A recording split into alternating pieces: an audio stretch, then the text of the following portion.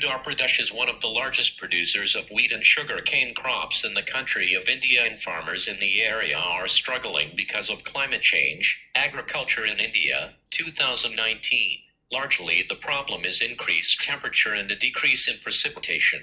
Between the years of 2010 and 2039, average winter temperatures are projected to increase by 32.9 degrees Fahrenheit, which is cause for major concern for the survival of native crops. According to Padmanabhan, 2019, Uttar Pradesh's vulnerability to climate change is a result of their lack of water connections, which would allow crops to be irrigated and thus not as vulnerable to the extreme heat waves and droughts. To mitigate the effects, efforts are in place to help farmers irrigate, and on a longer mitigation effort, crops are being genetically modified to increase hardiness to such conditions. Despite the direct efforts to reduce climate change's effects on crops, India collectively still remains highly dependent on fossil fuels for energy production, which has largely gone unchanged and exaggerates the issues Uttar Pradesh faces. Padmanabhan, 2019.